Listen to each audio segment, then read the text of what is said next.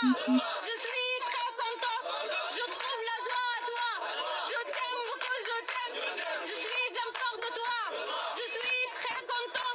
Je trouve la joie à toi. Chourouk, chourouk, chourouk. Chourouk, c'est mon amour. Chourouk, chourouk, chourouk. Chourouk, c'est mon amour. Sharagat, chourouk, nahina.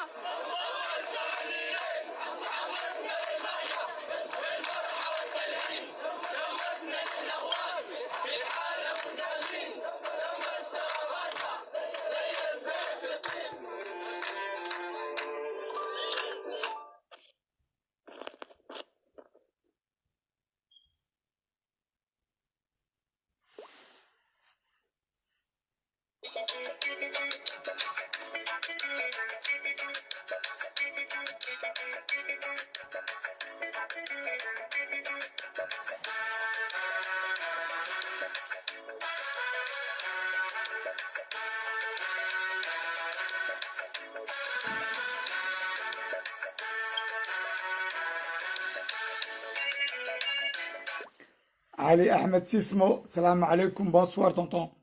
Bonsoir, bonsoir. Merci à vous tous. Salam alaikum. Tous qui sont présents et les autres.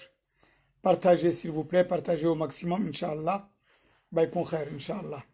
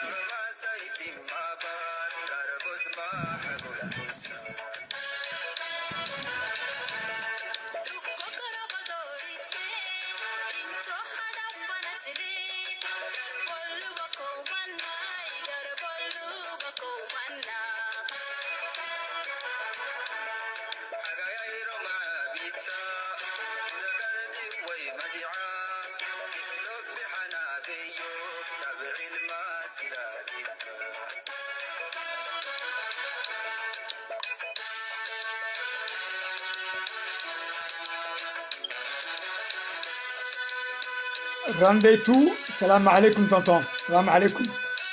Rendez-tout, salam alaikum.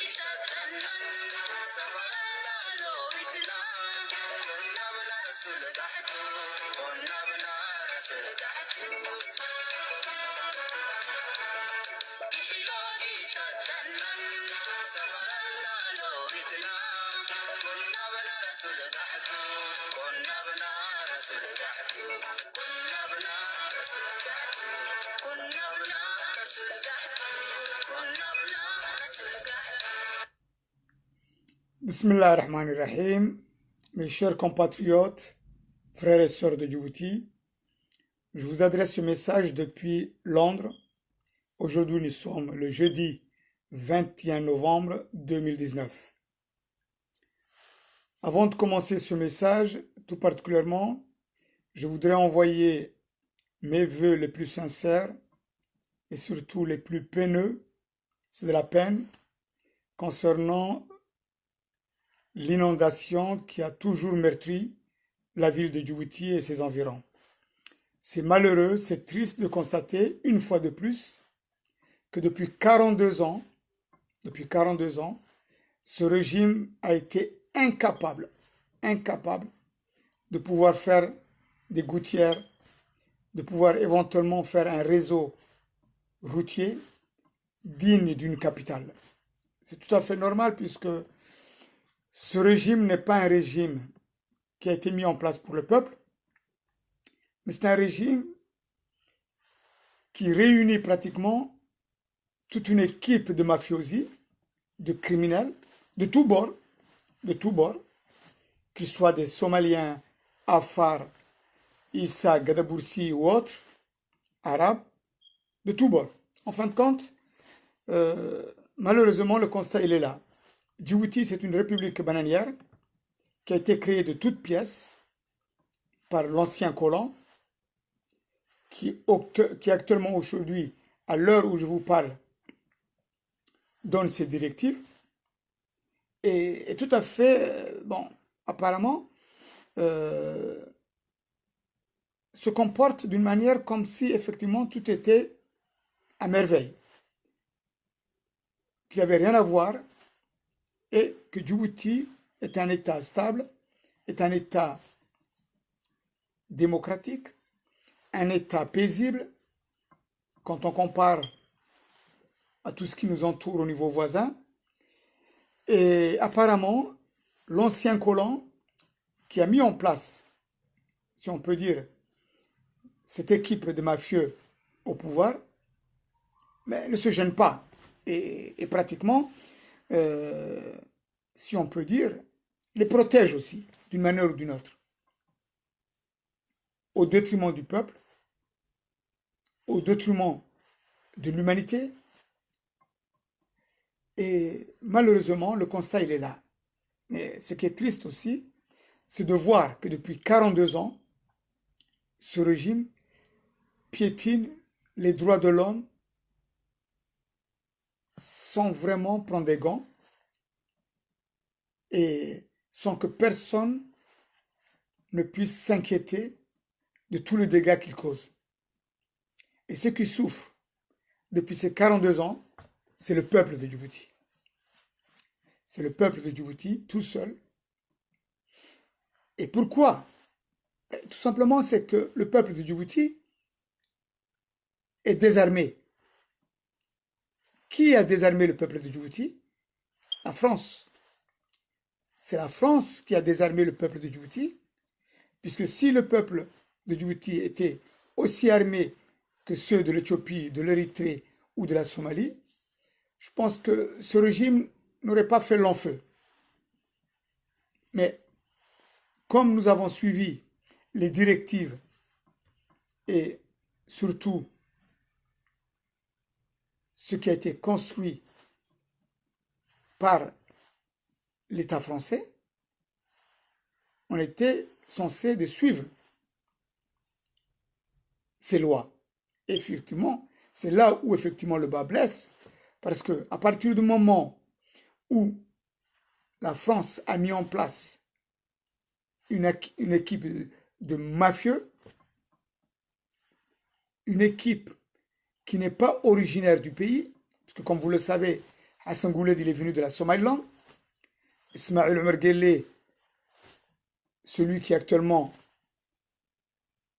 qui a la destinée de Djibouti en main, après le bon Dieu, Ismaël Omar Guelleh, il est venu de l'Éthiopie, de Aïcha tout particulièrement. Bon, c'est vrai qu'il dit que je suis né à Dridawa, mais c'est pas vrai. Il est né à Aïcha, mais il a grandi et il a fait ses études primaires à Dridawa. Voilà l'équipe qui a été mise en place par la France. La France, en fin de compte, elle nous a pieds et poings liés, elle nous a donné à ces criminels qui aujourd'hui, depuis ces 42 ans, maltraitent ce peuple, violent, assassinent, tuent, met en place des élections bidons, des élections faussées, et tamponnées et reconnues officiellement par la France, mais sans aucune honte. Sans aucune honte. C'est incroyable. Hein? C'est incroyable. La France qui nous a appris et qui se tarde d'être le pays de droits de l'homme a toujours tamponné les élections depuis Hassan Goulet jusqu'à Ismaël Merguele. Et en plus, en mettant en place tous ces plans, toute cette manière à vouloir voler le peuple et à tricher, à mentir. C'est incroyable. Mais jusqu'à quand cela va continuer? Jusqu'à quand? Et quel sera le futur de Djibouti? Et surtout, quel sera le futur de la politique française dans cette région? La politique française en Afrique. On voit ce qui se passe en Afrique de l'Ouest. On voit ce qui se passe en Afrique de l'Ouest. Quand on prend la Côte d'Ivoire, le Cameroun, le Sénégal, le Tchad, le Mali, le Burkina Faso, le Togo, le Gabon, l'Algérie, c'est le désastre politique total. C'est incroyable, mais la réalité est là. C'est le désastre, politiquement parlant, total. Et d'ailleurs, humainement parlant aussi. Parce que tous ces pays que je viens de citer, et qui ont toujours été sous la dominance, si on peut dire, ou sous l'influence française, il n'y a que le désastre. Mort, tuerie, assassinat, maladie. C'est incroyable. Et d'ailleurs, quand on voit ces leaders ou ces hommes plus ou moins, entre guillemets, instruits de ces pays-là, et qui se disent francophones, mais ils ont l'esprit enfantin quand on compare avec les anglophones. Vous prenez un francophone, vous prenez un anglophone, mais le francophone, il a toujours cet esprit un petit peu enfantin. Il ne fait pas le poids devant l'anglophone. C'est pour ça que pratiquement toutes les instances sur le plan international sont dirigées par des anglophones. Quand je parle de l'Afrique. Et les francophones, bon, à part la musique, danser et se comporter comme des irresponsables, voilà le résultat. Ce qui veut dire qu'en fin de compte, la France a créé uniquement que des leaders en majorité corrompus, en majorité qui sont des criminels, si on peut dire, en majorité des gens qui ne pensent pas à leur peuple. Voilà ce qui a été créé par la France et la manière dont la France nous a toujours mis, si on peut dire, en sous-main. Mais actuellement, bon, je ne veux pas m'inquiéter de l'Afrique, puisque l'Afrique, c'est un grand continent, mais moi et nous, ce qui nous intéresse, c'est le peuple de Djibouti. C'est ce peuple qui vit depuis 42 ans dans une dictature infernale, mais vraiment infernale, et dont pratiquement tous les pays qui nous entourent s'en foutent complètement. C'est incroyable. Et comme on dit que Djibouti, c'est une base flottante, si on peut dire, des 5 puissances du monde, y compris les autres, avec toute cette armée qui est présente sur le sol djiboutien, mais dont personne ne s'en occupe de ce peuple. C'est incroyable, mais la vérité, elle est là. La réalité, elle est là. Personne ne s'en occupe. Et c'est à peine si on voit aussi ce défilé des généraux, ministres européens et tout, qui défilent à la présidence de Djibouti, du matin au soir, chaque mois. Et à vouloir chacun donner des idées, des plans, et ainsi de suite. Et à côté, ils voient très bien qu'il y a un peuple cadavérique, qui sont vraiment complètement, mais vraiment rasés dans tous les domaines, économique, santé, éducation, socialement parlant, où il y a toutes sortes de maladies. Mais un peuple qui meurt à petit feu, si on peut dire qu'il est dans une prison génocidaire, sans que cela dérange. Sans que cela dérange. Toutes ces ambassades-là, toute cette puissance militaire basée à Djibouti, ça ne dérange pas. Mais le pire dans cette affaire, c'est pas ces pays étrangers. C'est pas ces pays étrangers. Mais le pire, ce sont les Djiboutiens eux-mêmes. Oui, les Djiboutiens eux-mêmes. C'est vrai, effectivement, qu'on est un peuple démuni, qui n'a pas d'armes, qui n'a jamais été terroriste, qui a toujours œuvré dans le bon sens, puisqu'entre guillemets, Djibouti s'appelle le pays de terre d'échange ou autre, où on a une hospitalité qui est connue à travers le monde, notamment, vous avez bien lu sur les écrits de Henri de Montfred, ce peuple est un peuple hospitalier, qui n'a rien à voir avec le peuple de l'arrière-pays, comme l'Éthiopie, l'Érythrée ou la Somalie. Mais le résultat, il est là. Les Djiboutiens, quel est le but final? Qu'est-ce qu'ils attendent? Pourquoi ils ne bougent pas? C'est vrai que le peuple de Djibouti a été divisé en deux parties. Un anti et un pour. Un anti, c'est bien catalogué, c'est l'Afar. Celui-là, il faut lui couper la tête. Il faut le martyriser. Il faut vraiment le mettre KO. Il est déjà KO. Et le pour, qui plus ou moins, il faut le tenir en main. C'est vrai que, si on peut dire,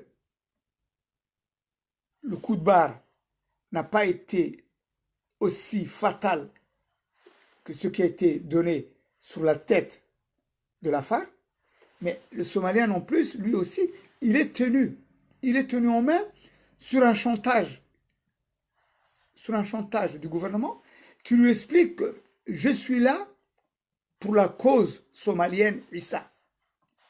Et si vous m'emmerdez, si vous bougez, écoutez, il y a l'Afar qui est là en face, l'ennemi héréditaire, qui va prendre le pouvoir.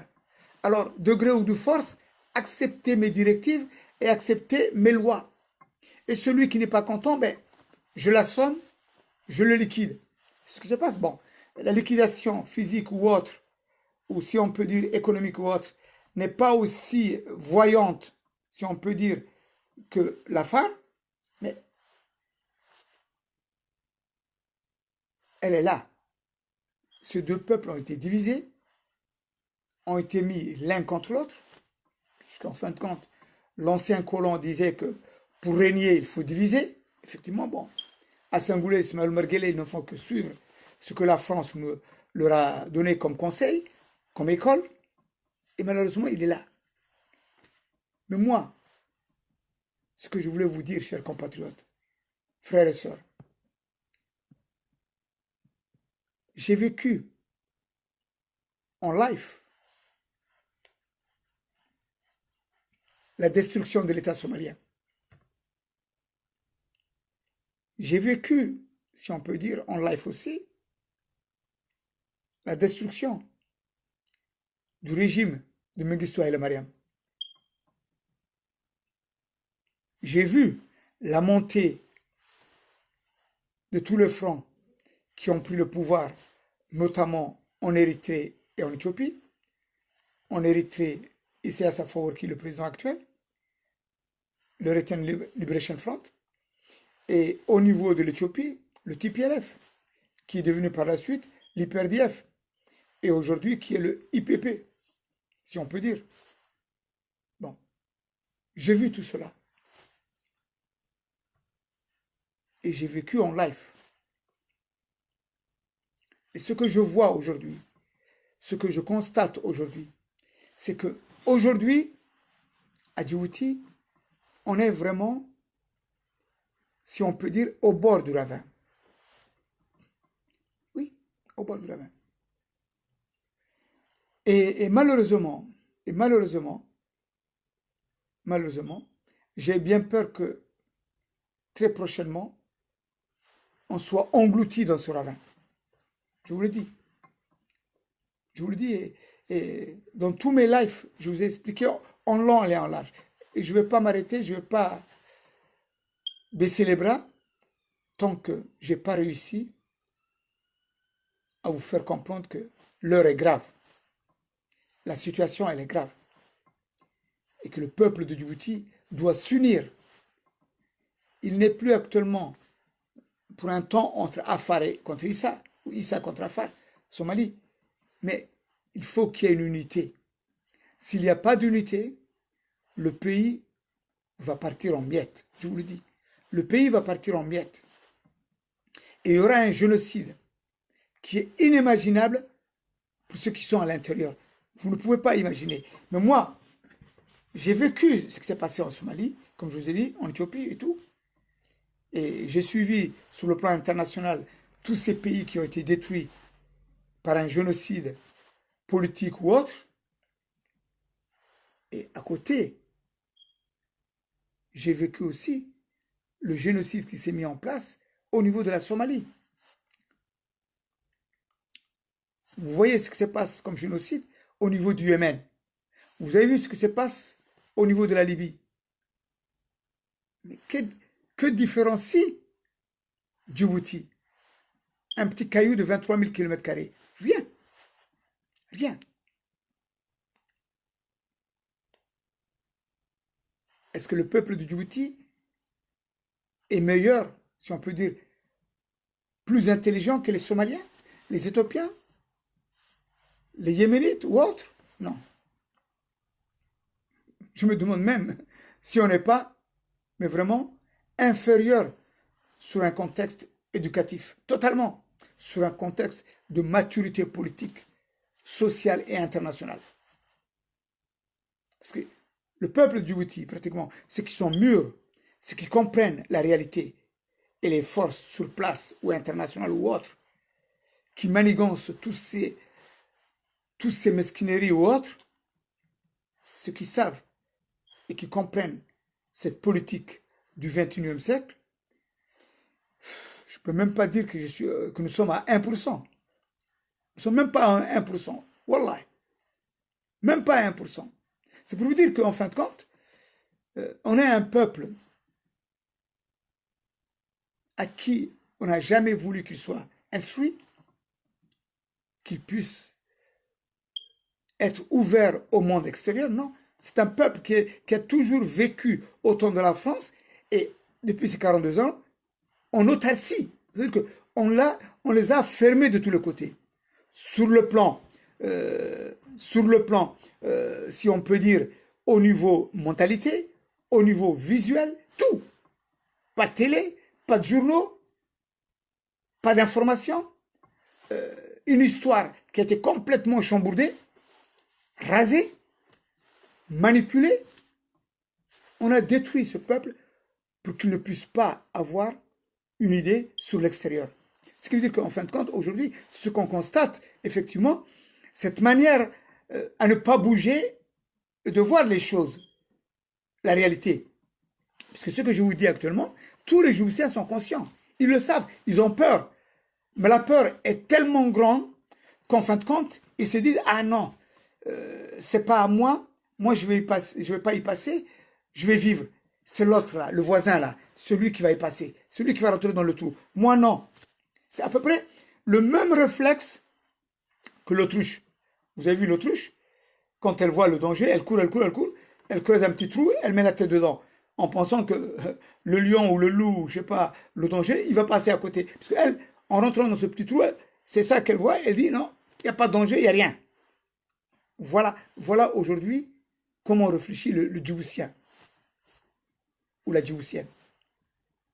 Mais malheureusement, le monde n'est pas fait comme ça. Et ceux qui dirigent ce pays-là, ceux qui sont au pouvoir à Djibouti, ils ne réfléchissent pas comme ça. Ils sont méchants. Ils sont méchants. Ce sont des criminels, ni foi ni loi, qui font les 5 prières tous les jours. Ils font les 5 prières tous les jours. Et en plus, la prière direction la Mecque, en Arabie Saoudite, 5 fois par jour. Ils prennent le Coran, ils lisent le Coran. Mais ça n'empêche pas que quand ils ont terminé à lire le Coran, ils le ferment et ils sortent dehors et ils assassinent, ils tuent, ils font tout. Tout ce qui est contraire au Coran. Tout ce qui est contraire à la Bible. C'est incroyable. Voilà les hommes qui dirigent. Et ce qui est terrible en plus dans cette affaire-là, c'est que, y compris les imams, les fameux imams, les religieux qui sont censés de dire la vérité d'après le Coran, et qui lisent tout le jour le Coran, mais eux aussi, ils suivent les yeux fermés ces criminels au pouvoir, sans les dénoncer, sans faire quoi que ce soit. C'est incroyable. C'est incroyable. Et ça fait peur.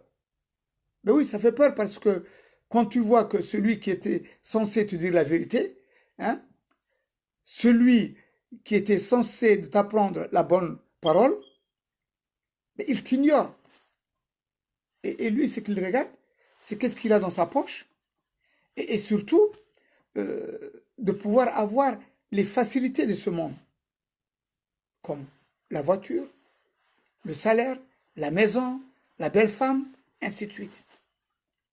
Mais par contre, ce que Dieu lui a dit de faire, ce que Dieu lui a demandé de pouvoir enseigner et éventuellement de dénoncer quand il y avait effectivement des crimes, ils ne le font pas. Voilà les imams de Djibouti. Voilà les religieux de Djibouti. Mais le problème,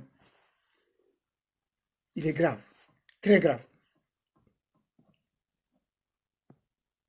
Et ce qui est le plus grave dans cette affaire, il y a un fort et un faible. Aujourd'hui, à l'heure où je vous parle, il y a un fort, il y a un faible. Il y a une chose dont ils n'aiment pas qu'on en parle, ils n'aiment pas quand Deberkale met un petit peu le doigt là-dessus, en disant le pouvoir, il est dans les mains ou entre les mains de mes oncles maternels, Issa. C'est eux qui dirigent le pays depuis 42 ans avec une main de fer. Ils n'aiment pas ça. Non, c'est pas nous. Non, c'est pas les Issa. Non, il ne faut pas comprendre. C'est sans Ismaël Omar Guelleh. C'est Ismaël Omar Guelleh et son équipe. C'est incroyable. Hein? Ismaël Omar Guelleh, c'est qui? Ismaël Omar Guelleh, c'est un Issa. C'est un Somalien Issa. Jusqu'à preuve du contraire. Son équipe, qui a en main pratiquement le pouvoir militaire, policier, sécuritaire, économique, éducation, et partout, 90%, 95%, ce sont des Issa. La vérité, elle est là. Même si ça blesse du côté de mes oncles maternels, la vérité, elle est là.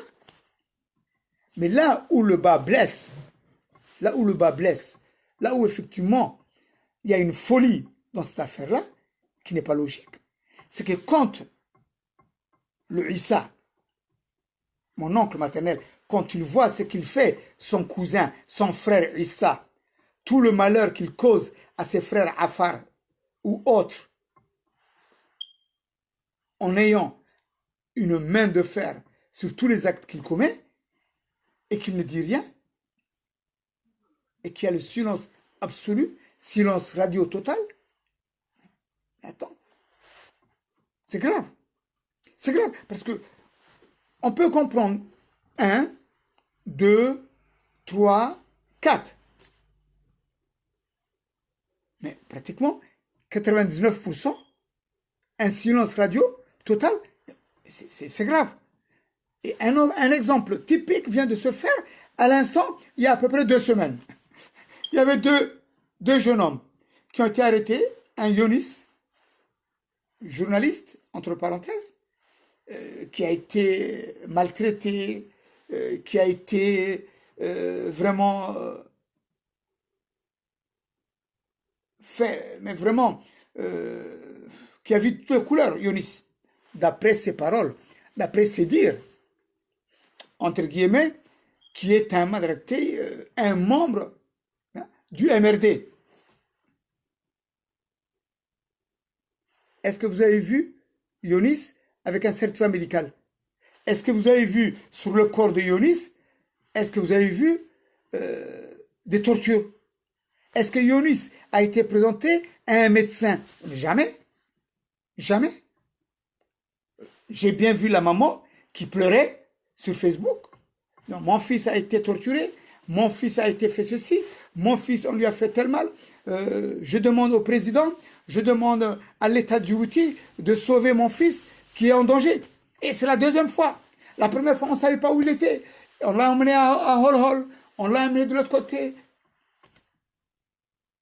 Et après ça, une deuxième fois, on l'avait arrêté. Il était à Gabon. Il était à Gabon. Et comme par magie, il y avait un deuxième frère à lui, ou un frère à nous, qui s'appelle Kako, Humed Kako, un jeune Afar, qui lui a été mis en prison, mais qui a été gardé d'abord avant d'être en prison pendant plusieurs jours dans les geôles de la sécurité djiboutienne, torturé dans tous les sens. C'est un fait.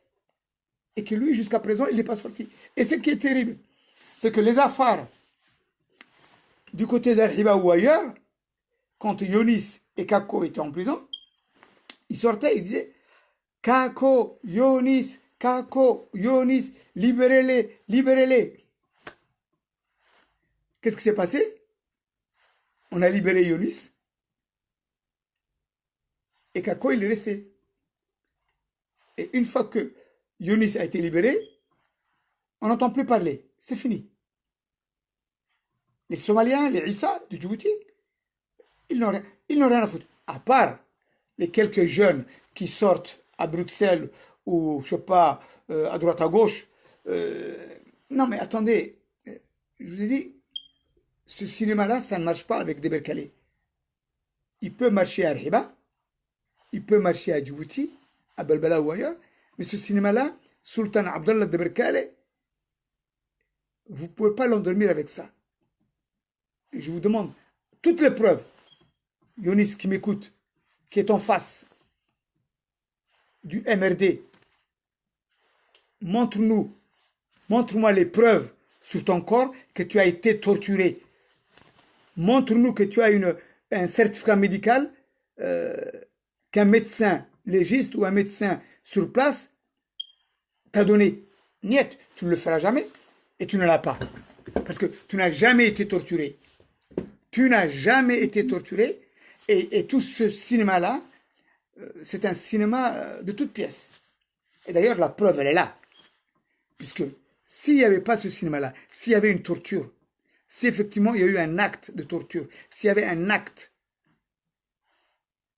fort, comme quoi il a été arrêté à maintes reprises et qu'il y a eu un mal accompli, mais ça ne serait pas arrêté comme ça. Puisque Yonis aussi, on aurait pu le voir Yonis à dire, mais écoutez, je veux que mon frère Kako sorte. Mais oui, il fallait avoir ce courage. Mais il n'y a pas ce courage-là parce que c'est tout un cinéma qui a été mis en place. Uniquement pour amener en bateau et pour les faire, si on peut dire, endormir un peu plus, les Afars. Et surtout pour montrer aussi que les Afars n'ont rien à attendre des Somaliens ou des Issa de Djibouti. Et que quand il s'agit d'un Afar, on dit, mais débrouille-toi, démerde-toi. Et c'est là où il y a le danger. C'est là où il y a le danger parce que les Afars commencent à perdre patience. Les Afars commencent à ne plus avoir confiance. Les Afars commencent à être méfiants et ils commencent à comprendre qu'effectivement, tout ce cinéma-là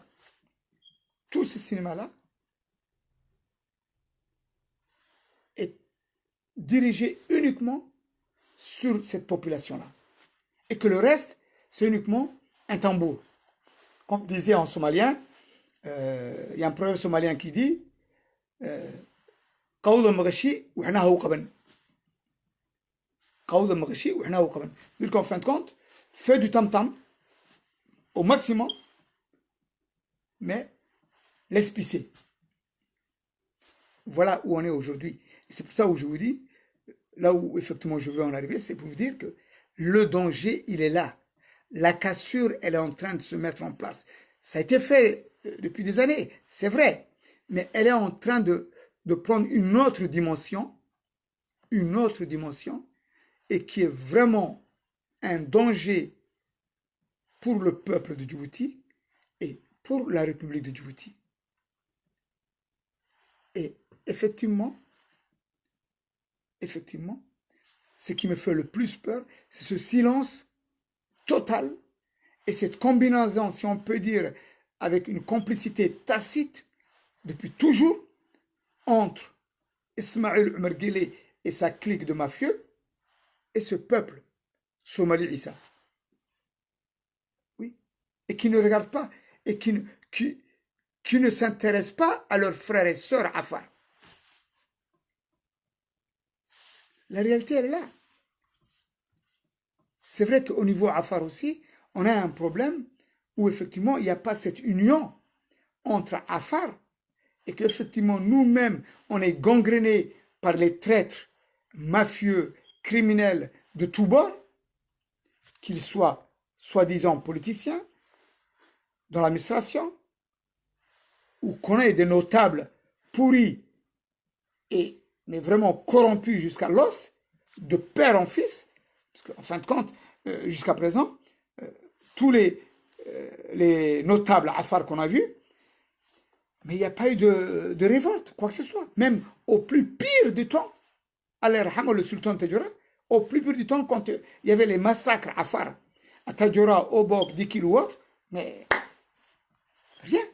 rien n'a bougé.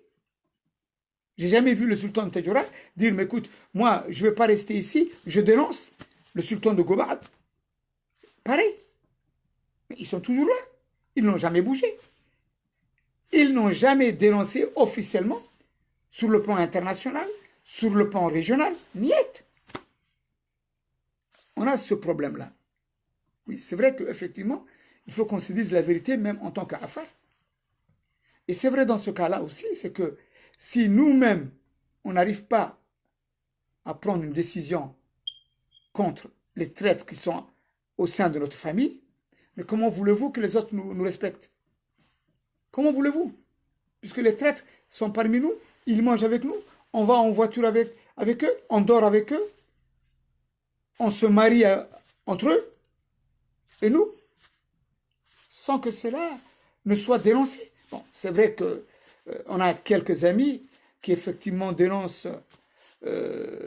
sur Facebook, et même encore ces amis-là, ils dénoncent, si on peut dire, d'une manière un petit peu, mais vraiment entre les guillemets, le régime.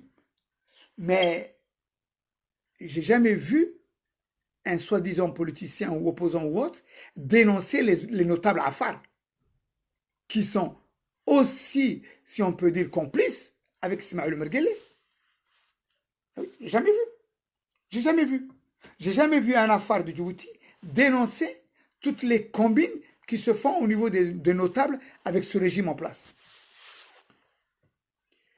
Et ça fait mal. Et ça fait mal. Et ça fait mal. Et ce qui fait qu'effectivement, on voit tous les jours un génocide à ciel ouvert au niveau Afar. On tue des filles, on tue un enfant, on tue un monsieur.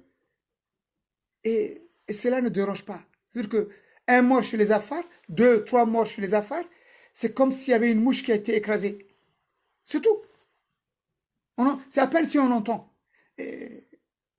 C'est à peine si, effectivement, si ce mort-là ou ces 2 morts-là ou autres, qui se passent du côté de Tadjoura, Obok, comment dirais-je, dans tout l'arrière du pays. Rien ne filtre. Tout est fait pour que ça ne vient pas à Djibouti et ça ne vient pas sur le plan régional, ça ne sort pas sur le plan international.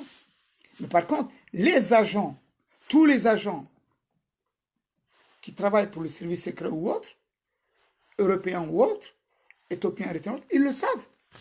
Ils savent que chaque jour, il y a un meurtre qui est commis au niveau Afar. Par contre, au niveau Somalie, Issa, quand il y a des meurtres, c'est des meurtres ciblés. Attention, c'est différent. Un meurtre ciblé, je veux dire, c'est quelqu'un qui met en danger le système.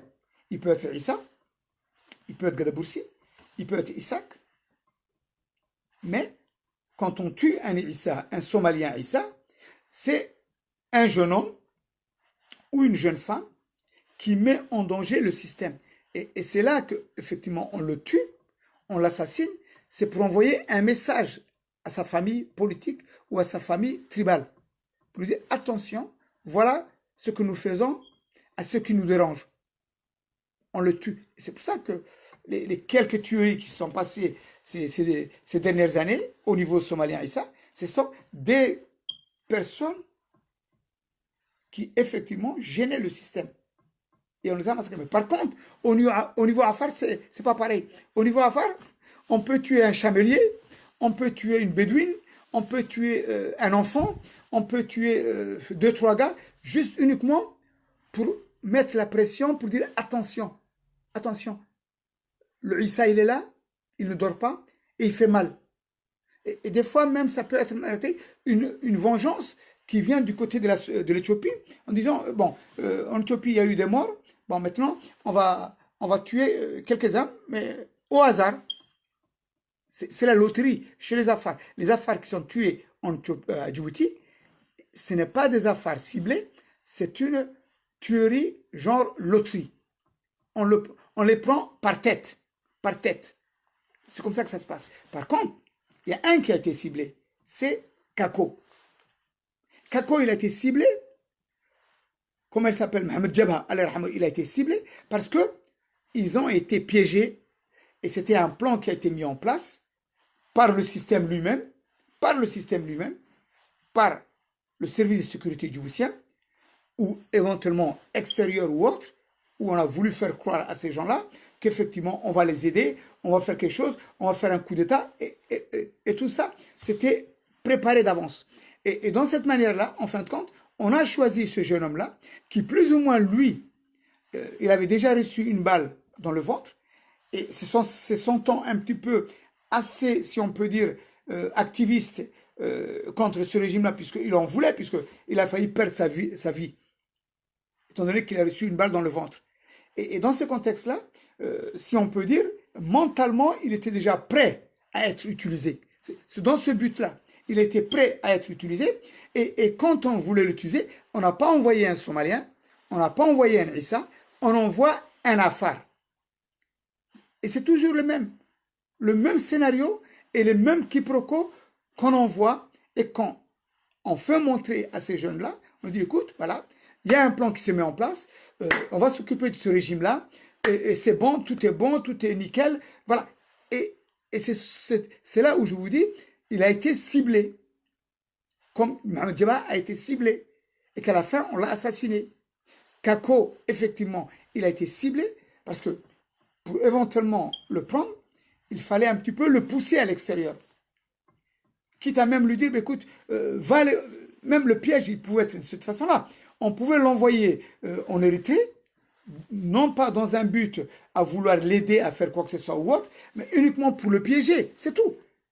On envoie quelqu'un en Érythrée, on dit, écoute, tu vas rencontrer telle personne en Érythrée ou en Éthiopie, il se peut aussi qu'il soit en Éthiopie, mais qu'officiellement on va dire, il est parti en Érythrée, parce qu'il n'est pas là pour répondre.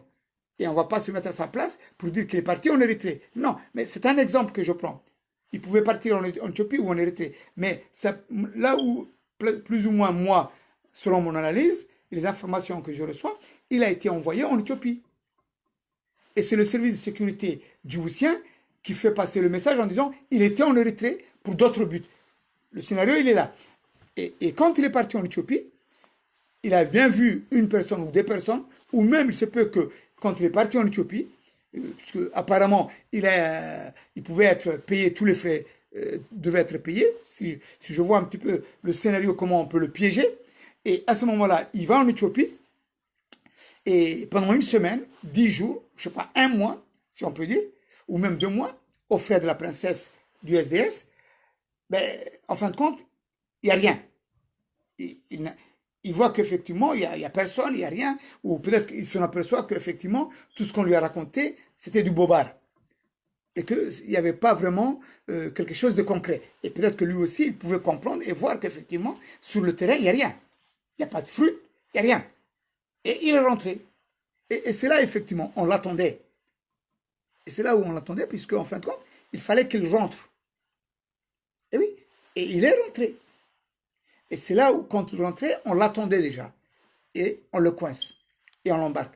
Et c'est là qu'on fait passer le scénario. Ce gars-là, Kako, il était en Érythrée, il préparait un coup, c'est un terroriste. On fait sortir cette fameuse photo il y a depuis déjà des années et des années. Moi-même qui vous parle, écoutez, combien de fois je me suis photographié au temps du flux avec une Kalachnikov, même à Borama. Et d'ailleurs, je peux dire à mes amis du SDS, ils ont une photo de moi avec une Kalachnikov, avec l'équipe du Sultan Al-Emre. Ils peuvent le mettre sur Facebook. On va voir, Sultan de Berkale avec une Kalachnikov. C'est un terroriste. Mais on connaît la chanson, on connaît la musique, comment travaille Ismaël Mergueli, comment travaille le SDS. Je vous le décris.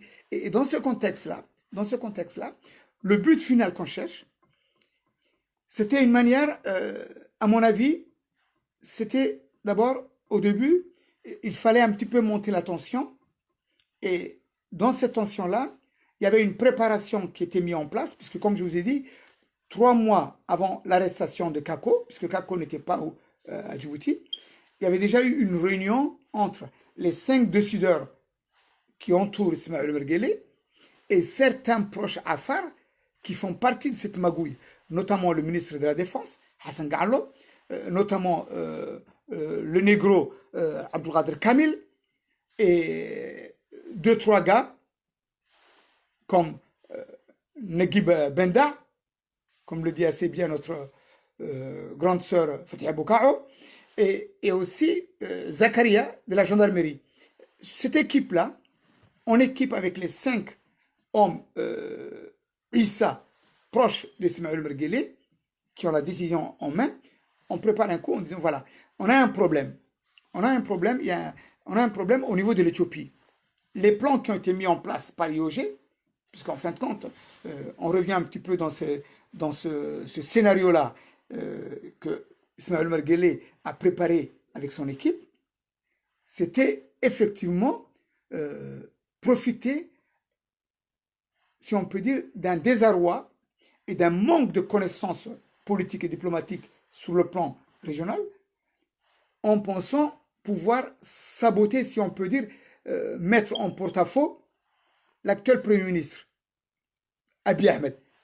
Les plans de Ismaël Mergueli, c'était ça. Bon, étant donné que mes amis à moi, mes amis de l'UPRDF, et avec les promesses que j'avais avec l'ancienne équipe au pouvoir, ben, maintenant, je vais essayer d'aller un peu vite pour pouvoir éventuellement prendre, si on peut dire, en avance, cette ligne trajectoire qui part de Assab jusqu'à Addis Abeba, ou éventuellement de la région Afar de l'Éthiopie qui va à Mekele. Dans ce contexte-là, si cette route elle est mise en place, parce qu'en fin de compte, comme vous le savez tous, il y a eu un plan financier qui a été mis en place, notamment au niveau de la route, qui pouvait être une route terrible, si on peut dire, même une autoroute entre le port d'Assab et qui traverse toute la région Afar jusqu'à Addis Abeba.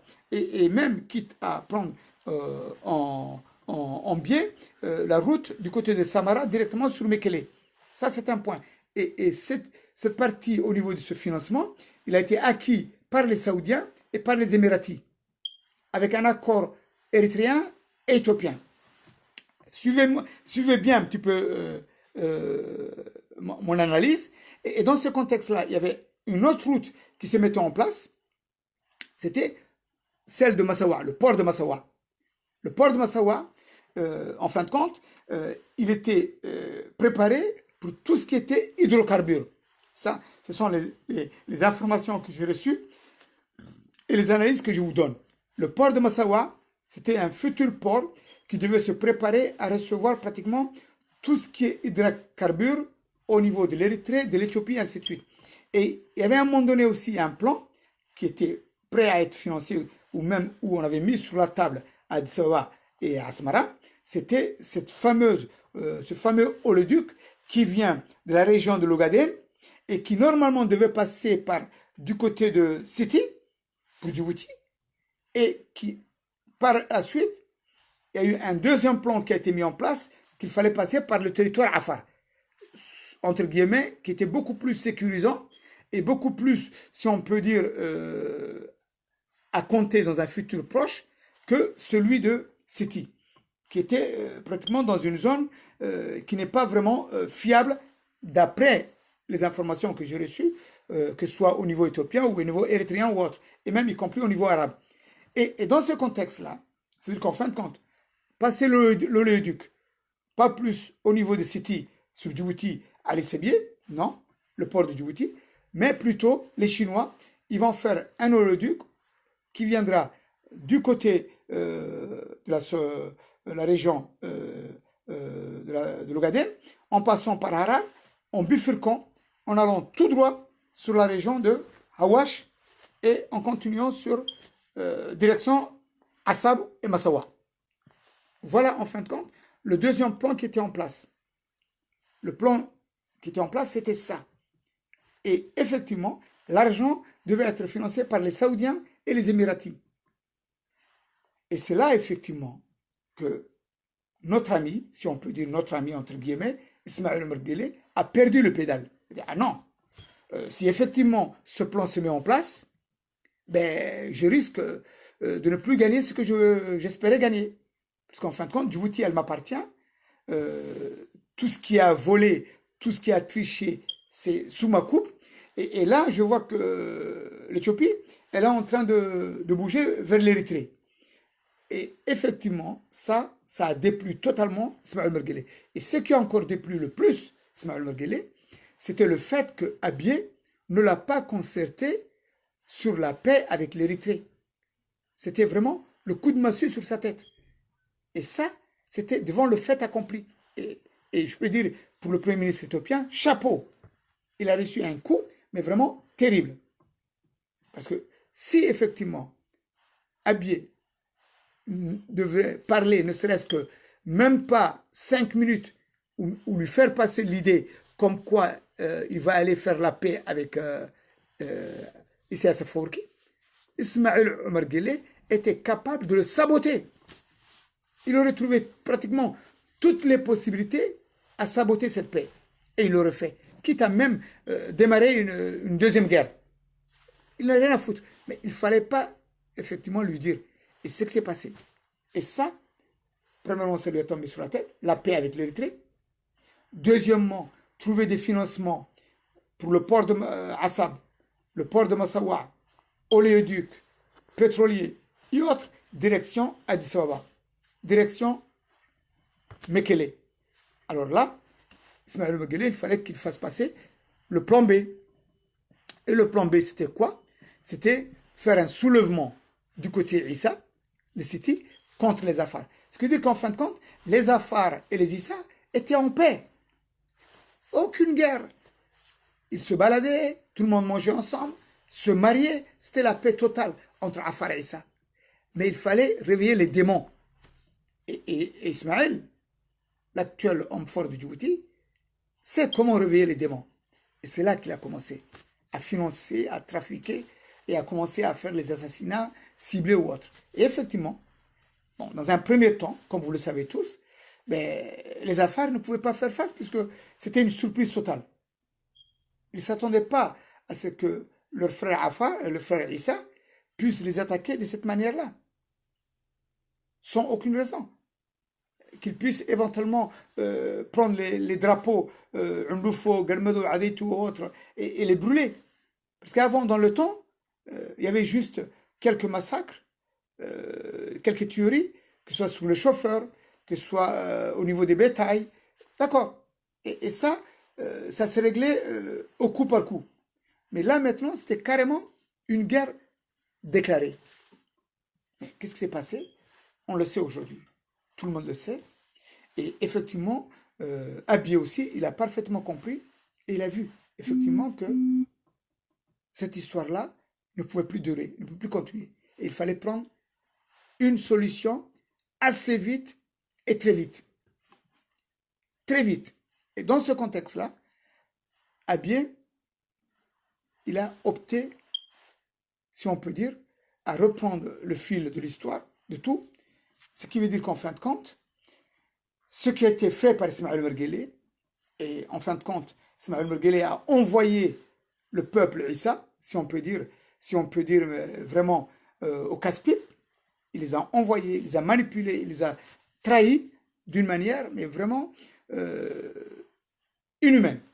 Ce qui veut dire qu'en fin de compte, il y a eu des morts, beaucoup de morts, tant du côté Issa que du côté Afar. Mais malgré tout ce mort, c'est que ce que Ismaël Merguele avait promis, comme quoi il va prendre, avec son appui, les Issa vont prendre tous ces corridors-là, Ndufo, Galmedo, Adaitu, et ainsi de suite, et ils vont prendre cette route principale qui sera dirigée par Ismaël Merguele en sous-main. À ce moment-là, pour contrecarrer, comme je l'ai dit, cette fameuse route ou autoroute qui devait passer par Assab, Massawa, Oleiduc et tout ça. Rien. Bon, qu'est-ce qui se passe aujourd'hui? Qu'est-ce qui se passe? Il se passe une chose, c'est que les Issa, bon, au début, c'était plus ou moins les Ogaden, le front de l'Ogaden, Ogaden National Liberation Front, va les appuyer, va les aider. Et même, quitte à trouver même quelques mercenaires à rentrer dans la bataille. Ça n'a pas marché. Qu'est-ce qui s'est passé? Les Ogaden Liberation Front, comme vous avez bien vu, d'ailleurs quand ils sont rentrés à Addis Ababa pour signer les actes de paix avec le gouvernement d'Abiy, la première des choses qu'ils ont fait, c'est de partir à l'ambassade de Djibouti et se prendre en photo avec l'ambassadeur de Djibouti à Addis Ababa. Pour prouver qu'effectivement, ils étaient en combine avec Ismaël Merguele. Bon, en fin de compte, niet, les Ogaden, ils ont pris l'argent d'Ismaël Merguele et après ça, ils ont dit, écoute, va aller te faire voir chez les Grecs. Pipo, les Somaliens, personne ne bouge. En fin de compte, y compris le vice-président de la région Somali State, pareil. D'ailleurs, le vice-président avec le président de la Somali State, de Djigjiga, il y a l'année dernière, vous avez bien vu ce qu'ils ont dit sur la chaîne de télévision somalienne. Oui, on va aller en guerre, on va reprendre tous ces villes-là, c'est plus possible, et ainsi de suite. Et en fin de compte, c'était uniquement pour amener au casse-pipe les Issa. C'est tout. Il fallait amener au casse-pipe, il fallait piéger, massacrer, ou tuer ou autre, si on peut dire, les Afar et les Issa. C'est tout. C'était le scénario. Bon, le problème c'est que Ismaël Merguele, il a perdu là-dessus. Une deuxième fois. Il a perdu une première fois, il a perdu une deuxième fois. Mais le contexte maintenant, c'est que les Issa de City, ils sont tout seuls. À part le bon Dieu. Ils peuvent rien compter. Le seul sur qui ils peuvent compter, le seul, celui qui les a mis dans cette situation-là, et qui les a piégés de cette façon-là, c'est Ismaël Merguele, c'est Djibouti. Bon, maintenant, Ismaël Merguele, d'après les informations que je reçois, ou les analyses que je vois à travers ce que je constate, c'est qu'il a coupé les ponts au niveau financier. Apparemment, les armes promises ou autres ne sont plus comme avant. 2. Et qu'est-ce qui se passe maintenant? Eh oui, parce que Ismaël Merguele, il fait une marche arrière. Ou si on peut dire, ça c'est sa technique à lui. Il faut que je puisse assurer mon fauteuil et le périmètre que j'ai à Djibouti. Les autres, les City, les Afar ou autres, ben écoute, je n'ai rien à foutre. s'ils ont été massacrés, s'ils ont été tués, c'est pas mon problème, je les emmerde. Voilà, je les emmerde. Celui qui les a envoyés au casse-pipe, celui qui les a mis la haine entre Afar et Issa au niveau de l'Éthiopie, la guerre et tout, c'est lui. Tout le monde le sait. Abiy le sait, les Français le savent, les Américains le savent, tout le monde le sait. Les Djiboutiens le savent. Et là, il se retire. Il se met en arrière. On dit, ah, ben écoute, là maintenant, ça commence à vraiment sentir mauvais. Mais le problème pour lui maintenant, c'est que les Issa ne vont pas rester les bras croisés. Mon cher ami Ismaël Omar Guelleh. Oui, mais effectivement, mes oncles maternels que tu les as envoyés au casse-pipe, à City, hein, que tu les as utilisés depuis des mois et des mois et des années, uniquement en leur mettant des promesses dans tous les côtés. C'est vrai que, comme on dit toujours, les promesses n'engagent que celui qui les écoute. Et ils ont été piégés. Mais là maintenant, la famille, les enfants, les victimes de tous ces massacres-là demandent justice et demandent à ce qu'on puisse leur rendre des comptes. Eh oui, City, dans un premier temps, quand, soi-disant, le fameux flux Ougré Kiflé et tout, dont moi je faisais partie, on a été mais vraiment embobiné, et c'était un coup monté dont on sait en long et en large, avec toutes les traîtrises que nous savons. Okay. Mais qui en avait utilisé? L'armée djiboutienne n'a pas fait vraiment long feu, puisque en 3, 4 jours, 5 jours, ben, c'était la débandade, et le 4/5e du pays était pris par le flux, apparemment, entre guillemets, du bidon, mais voilà. Et qu'est-ce qui s'est passé? Ben, pendant 2 ans, on a fait un recrutement au niveau de City, par centaines, par milliers, pour faire la guerre aux Afars. Okay. Mais ces compatriotes Afar, Issa, de City, ben, ils n'ont pas ménagé, ils n'ont pas refusé à tendre la main et à venir au secours d'Ismaël Omar Guelleh pour massacrer et tuer les Afars du flux de Ouad, de Obok Tadjoura Ouad. En fin de compte, les gars de City sont venus et ils ont massacré leurs frères et sœurs qui pratiquement n'ont pas fait la guerre à City, mais ils ont fait la guerre contre Ismaël Omar Guelleh. Ils sont venus et ils les ont massacrés à Tadjoura, Obok, Adikil. Voilà comment les choses sont passées. Et c'est tout à fait normal qu'aujourd'hui, les gars de City, ou le peuple de City, disent, écoute, Ismaël Omar Guelleh, le jour où tu nous as appelés pour qu'on puisse taper sous les affaires de Djibouti, on est venu, mais comme ça. Et ce jour-là, ce qui est terrible, c'est que les Tigréens, le TPLF, l'IPRDF qui étaient en place à Addis Ababa, voyaient pratiquement tous les jours de Dire à Douala, Aïcha, des camions par centaines, avec des milliers de gars, tous les jours. Dont d'ailleurs le commissaire en cette période à Al-Sébié, Idriss Ousmane ou Ousmane Idriss, le commissaire d'Al-Sébié, Ousmane Idriss, faisait pratiquement les nationalités, ou si on peut dire les actes de naissance, mais par jour c'était 1000 par jour, avec les mobilisés. Bon, aujourd'hui, si tu dis, écoute, Ismaël Omar Guelleh, tu nous as bien embobiné, hein, tu nous as mis au casse-pipe contre les Afars. Les Afars de l'Éthiopie, ben, ce n'est pas les Afars du Djibouti. Ben, on ne peut pas faire face. Maintenant, tu nous as promis de l'argent, des armes, des hommes, et patati patata, y compris à Djibouti, même y compris les Issa de Djibouti. Il faut qu'ils viennent pour faire la guerre contre les Afars de l'Éthiopie. Et apparemment, personne ne bouge. Ismaël Omar Guelleh, de son côté, ne bouge pas. Et le problème, c'est que s'il y a des centaines, parce que pour qu'on puisse dégager les affaires de Ndoufo, Galmado, Adétou et toute cette région-là, il faut, au bas mot, prendre entre, si on peut dire, 15, 20 000, 30 000 armées, 40 000, pour pouvoir, pas uniquement dégager, mais sécuriser tout contre les affaires.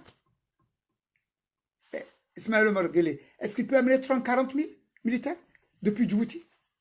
Est-ce que Abiy va laisser faire? Est-ce que des Djiboutiens puissent sortir comme hier ce que le TPLF a laissé faire? L'Éthiopie, ce qu'elle a laissé faire. Est-ce que des milliers de camions partent de Dridawa, Aïcha'a, Chinile, Hadagale, Douala à Djibouti pour faire la guerre du flux? Est-ce que dans le sens inverse, puisque en fin de compte, Siti demande officiellement à Ismaël Merguele, le Ganda ou le Ogas, tout, ils ont demandé à Ismaël Merguele de venir à leur aide et de faire la guerre contre les Afars.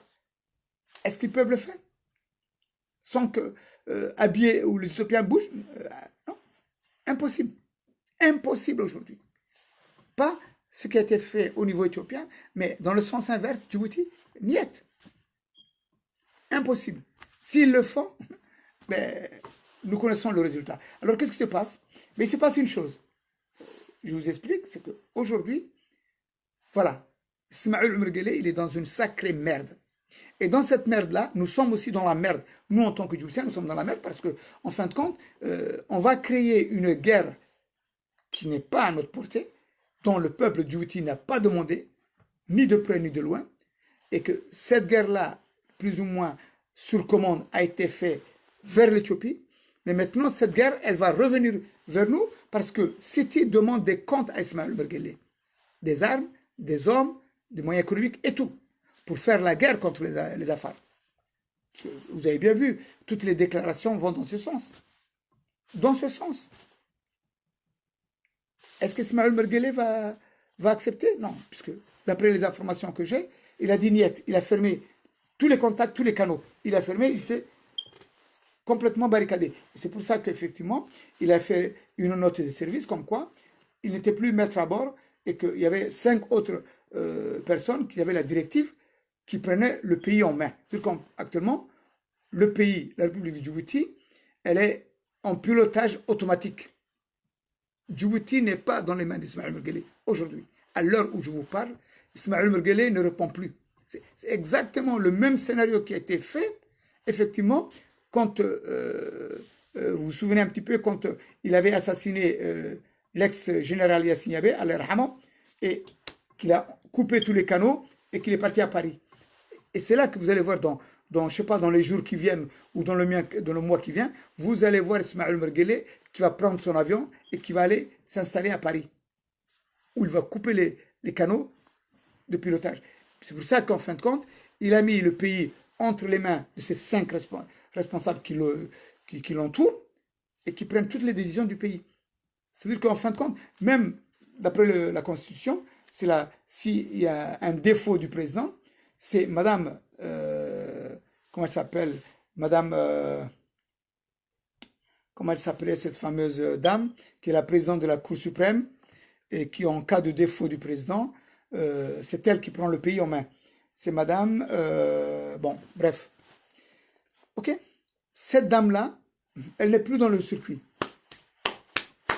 Abeba. Oui, l'état parallèle, c'est un fait, puisqu'en fin de compte, bon, Khadra, c'est une vice-présidente depuis des années, mais les 5 autres qui entourent avec Khadra ou autres, ils se partagent le pays.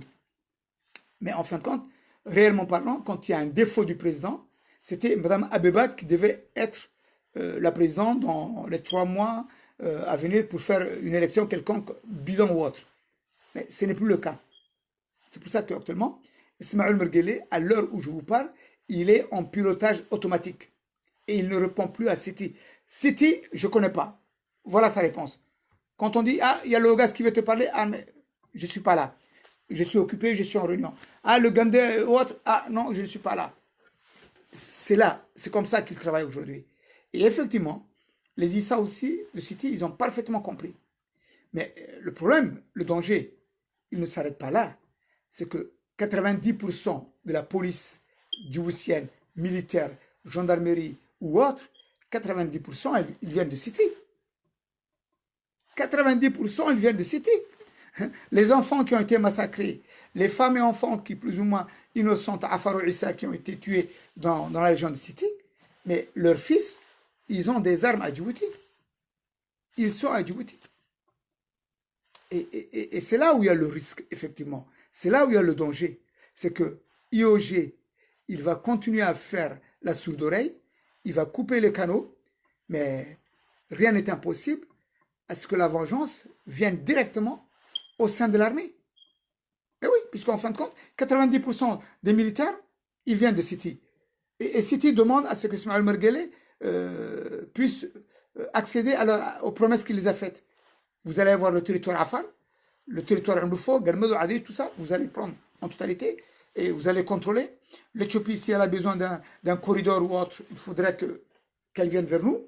C'est nous qui serons les maîtres de la région. Comme ça, les Afars seront uniquement, mais vraiment, dans le désert, dans les montagnes ou autres. Voilà. C'est-à-dire que ce scénario-là, qu'il avait monté de toutes pièces, il les avait vendus au peuple de City. Et aujourd'hui, le peuple de City demande à ce qu'ils puissent les aider et ils s'en lavent les mains. C'est-à-dire que tous les morts, tous les massacres, tout ce qui a été pratiquement mis de côté et autres, il ne les connaît pas, il n'a jamais été dans ce coup-là.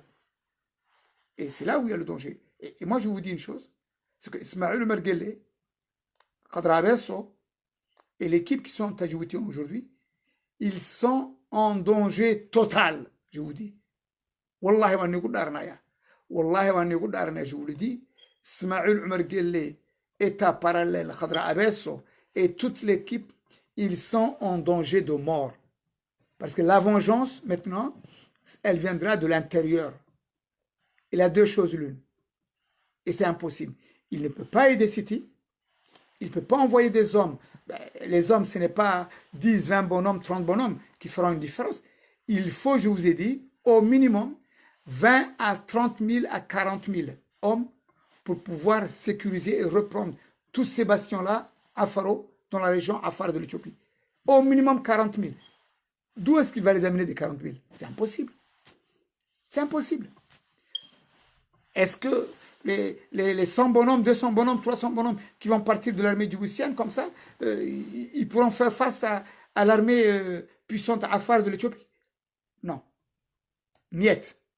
Est-ce qu'ils pourront faire face à l'État fédéral éthiopien? Niet. Pour qu'ils puissent plus ou moins mettre en danger l'Éthiopie en elle-même, il faut au minimum 40 000 bonhommes, armés de la tête aux pieds. Et avec, si on peut dire, des milliards de dollars. Ah oui, une guerre, ça se met pas en place. Bon, on peut faire des coups de terrorisme ou faire des assassinats ou autre. On peut amadouer et faire jouer une population, à les amener dans un précipice avec 1 million, 2 millions, 3 millions, 5 000 dollars au plus, 5 millions de dollars au plus. Mais au-delà, c'est une guerre déclarée. Et une guerre déclarée, ben, au minimum, elle dépasse le milliard. Puisqu'il faut compter que cette guerre, elle pourra aller sur plusieurs années. Et niet. Ismaël Merguele est là pour mettre la main dans la poche. Non. Mais par contre, là où je veux vous raconter encore une analyse qui va dans ce sens-là, c'est cette fameuse paix signée entre Abdurrahman Boré et Ismaël Merguele. Pourquoi aujourd'hui? Pourquoi Ismaël Merguele aujourd'hui, il a besoin d'Abdurrahman Boré? Mais tout simplement, c'est pas compliqué. C'est que Abdurrahman Boré, peut-être qu'il peut lui trouver de l'argent, ok? Et il sait où amener de l'argent, plus ou moins. Et dans ce sens-là, il y a plusieurs facteurs qui sont en face de lui. C'est Abdurrahman Boré, est-il prêt à faire la guerre en Éthiopie?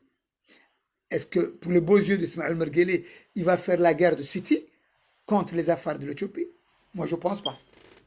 Moi, je ne pense pas que Abdurrahman Boré, il va se mettre en guerre contre l'Éthiopie, si on peut dire, à la tête de IOG et de Khadra Abesso. Non. Par contre, il y a une chose qui peut être vendue à Abdurrahman Boré. Ben, écoute, Abdurrahman Boré, tu seras le futur président, Abdurrahman Boré, ok? Mais par contre, il se peut qu'on ait un problème de rébellion au niveau Afar, un risque. Et toi, tu es un excellent marchand d'armes, puisqu'en fin de compte, la période de la guerre du fruit, Abdurrahman Boré a été un excellent marchand d'armes. Et vous savez où est-ce qu'il a pris les armes? Où est-ce qu'il a acheté les armes? À deux endroits. En Israël, où il a acheté pour pratiquement plus de 15 millions de dollars. Mais là où le bas blesse, c'est que Abdurrahman Boré a une facture, d'après les informations que j'ai reçues, de plus de 3 500 000 dollars impayés sur la guerre du fruit, les armes qu'il a récupérées d'Israël. Et par contre, il avait acheté aussi pour une somme de plus de 5 millions ou 7 millions de dollars au niveau des pays de l'Est, en Roumanie, en Yougoslavie et en Russie ou autre. Et dans les pays notamment comme le Tadjikistan ou autre. Et là, Abdelrahman Bouré était un excellent vendeur. Au niveau du Yémen, ce n'était pas vraiment très important, mais effectivement, il y a eu des armes qui ont été aussi achetées au niveau du Yémen. Mais par contre, la majeure partie des armes qui ont fait la guerre du Frut, ils sont venus d'Israël et des pays de l'Est. Et c'est celui qui négociait toutes ces armes-là, c'était Abdelrahman Bouré. Bon, maintenant, Abdelrahman Bouré, on lui dit, bah, écoute, voilà, il se peut qu'il y ait une rébellion qui est en place, on peut même monter une rébellion bidon, mais on a besoin des armes ou autre, quitte à faire une pierre deux coups, on achète des armes et on soumet, on le fait passer au niveau de l'Éthiopie ou au niveau de la Somalie, au plus offrant. Mais par contre, au niveau de Djibouti, ben, on a une tête de mule à phare qui effectivement a un front bidon et invisible qu'on appelle le flux de Kadami. Bon. Et dans ce contexte-là, on va faire une petite guéguerre avec Kadami ou autre, quitte à faire la paix. Et dans ce contexte-là, Abdelrahman Bouré, tu seras le futur président de Djibouti. Mais par contre, on va faire d'abord le 5e mandat. Mais moi, comme promis, je vais faire 6 mois de présidence, ou maximum 1 an. Et après, moi, je suis fatigué, cher ami Abdelrahman. C'est toi qui vas prendre la relève. Entre-temps, soit tu fais ton parti, soit effectivement, tu rentres au sein du RPP, le comité directeur, et je te fais placer en tant que deuxième vice-président, puisqu'on mettra toujours comme imbécile et comme tête de mule Lafar, le Premier ministre, qui sera vice-président, mais toi, tu seras le premier vice-président par rapport à l'autre. Et dans ce contexte-là, au bout d'un an, tu seras le futur président de Djibouti. Voilà ce qu'on lui a acheté. Mais là où le bas blesse, c'est le même scénario qui a été mis en place par Khadra Abesso avec Yassine Yabé, al-Rahamo. C'était le même scénario qui a été fait. Et la personne qui a monté ce scénario, c'était Khadra, qui a amené Yassine Yabé chez elle et qui lui a fait ce terrain-là, ce scénario-là. Yassine Yabé, Ismaël, il a des ennemis, il a des problèmes, et les hommes qui l'entourent et qui font la pression sur Hassan Goulet, c'est Ahmed Idriss, c'est Moumi Bahdon, Adan Gabayo, comment il s'appelle, Adan Awale, ok, toute cette équipe-là font de l'ombre à Ismaël Merguele, qui lui était considéré dans le temps un criminel, un policier, un droguiste, et ainsi de suite, qui n'avait pas une belle image au niveau du peuple de Djibouti. Et dans ce contexte-là, il a dit, écoute, Yassine Yabé, ton ami, il faut qu'on le passe, qu'on force la dose et qu'on puisse le nommer président, mais pour ça, il faut que tu fasses la place nette. Il faut que tu nettoies. Et c'est là que Yassine Yabé, il a pratiquement nettoyé toute l'avenue à Ismaël Merguele, en mettant en prison toute l'équipe là, Gabayo et ainsi de suite à Gabon, on le sait, Ismaël Guédéharet, j'ai oublié, voilà, toute cette équipe-là a été mise à Gabon. On connaît un petit peu l'histoire de Moussa Ahmed Idriss, comment ça a terminé avec le mort à l'intérieur de chez lui, à l'Arhama. Bon, en fin de compte, voilà, celui qui a nettoyé et qui a pratiquement fait une autoroute à Ismaël Merguele, c'était Yassine Yabé. Et il a eu la promesse de Khadra Abesso en disant, écoute, Ismaël Merguele, il va faire 5 mandats, juste 5 années, et après ça, le prochain sera toi. Et en tant qu'ami, vous allez échanger de cette manière-là. Mais par contre, entre-temps, quand Ismaël sera nommé, que tu vas le placer, on va attendre 3-4 mois, 5-6 mois maximum, pour que à ce moment-là, toi, on va te nommer, tu seras plus général de la police, et tu vas prendre à la retraite, et tu seras nommé directeur de la sécurité du pays, à la place de Hassan Madobé. Ok? Tu seras directeur de la sécurité à la place de Hassan Madobé, c'est toi le chef, et en même temps, tu seras chef de cabinet, à la place de ce que lui, il avait, Ismaël Merguele. Et dans ce contexte, c'est comme ça qu'on va combiner. Et il a mordu à la maison. Il est tombé dans le piège, ce qui veut dire qu'à un moment donné, 2 mois, 3 mois, 4 mois, 5 mois, 6 mois, rien ne venait. Ce qui veut dire qu'en fin de compte, Yassine Abe s'est fâché. Et c'est là où, effectivement, qu'il a voulu attenter au fameux coup d'État de la police. Et ça n'a pas marché. Ça n'a pas marché. Ça n'a pas fonctionné, puisqu'en fin de compte, Yassine Abe n'avait pas le peuple derrière lui, l'armée n'était pas préparée, la gendarmerie, pareil, les ambassades, pareil, et en fin de compte, il s'est retrouvé tout seul. Et là où, effectivement, il a encore commis une faute très grave, c'est que Daher, le commandant en chef du commando qui devait prendre la présidence, était devant la porte de la présidence. Ismaël Merguele était à l'intérieur et il devait être pris. Et Yassine Yabe n'a pas donné l'ordre. Plusieurs fois, Daher a posé la question à Yassine Yabe, chef, mon général, est-ce qu'on peut rentrer, quitte à faire des morts, on va prendre Ismaël Merguele de force ou de gré? Il a dit non, on va négocier avec lui. Puisqu'en fin de compte, il y avait une négociation bidon qui était au téléphone entre Ismaël Merguele et Yassine Yabe. Et c'était un piège. C'était un piège. Et c'est là, effectivement, que les choses ont dérapé, c'est que derrière la présidence, il y a eu un char qui était envoyé par le général Zakaria, qui est rentré par la rue de Venise et qui est rentré à la présidence par derrière. Ismaël Merguele est sorti par la fenêtre de derrière, et même quand il descendait, il a failli se casser la jambe.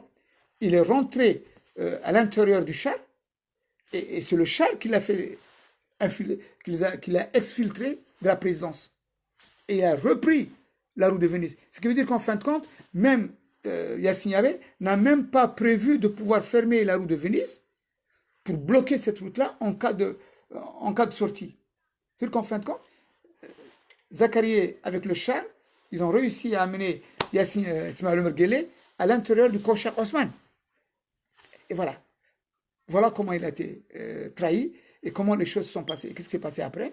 C'est que Yassine Yabe, il s'est barré, il est rentré à l'ambassade de France. Et que va faire l'ambassade de France? Hein? Que va faire l'ambassade? C'est pas notre problème. Écoute, occupe-toi de Ismaël Merguele. Voilà. C'est comme ça qu'il a été trahi, Yassine Yabe. Et le même coup est en train d'être préparé pour notre ami Abdelrahman Boré. Le même scénario. Bon, je pense que, j'espère que mon ami Abdelrahman Boré, si on peut dire mon ex-ami, il peut écouter ce que je dis et les informations que je donne et les analyses que je donne. Il a trahi son meilleur ami, celui avec qui il était en classe primaire à Dridawa, celui avec qui il a commencé à brouter le 4, celui avec qui il faisait les 4 coups à Djibouti et à Dridawa. Il l'a trahi et il l'a laissé mourir à petit feu, puisqu'il a été empoisonné. Et une fois que ses reins ont été bloqués, il est mort pratiquement, si on peut dire, comme un chien, à l'Irhama, à l'hôpital Pelletier. L'ambassadeur de France, des États-Unis, notamment les OCAL, tout ont essayé de pouvoir sauver Yassine Yabe. Et Khadra, parce que entre-temps, Ismaël Merguele, il a pris l'avion, il est parti à Paris, se reposer à Paris, et il attendait le coup de fil une fois que Yassine Yabe va passer de l'au-delà. C'est tout. Et quand les vieux OCAL, les ambassadeurs, les hommes politiques ou autres venaient la voir, ah non, mais c'est pas moi, moi je ne suis pas la chef. Le chef, c'est le président, il est en France, il est en train de faire des visites médicaux, il se repose, écoutez, il va venir la semaine prochaine, c'est bon, il n'y a aucun problème, on est en train de soigner Yassine Yabe. Et quand il a rendu l'âme, à l'instant où il a rendu l'âme, puisque ceux qui travaillaient pour Khadra et Ismaël Merguele, ils étaient à côté de Yassine Yabe, une fois qu'il a rendu l'âme, elle a téléphoné à l'autre, et dit, écoute, c'est bon, tu peux venir parce que il vient de crever là. C'est fini. Voilà.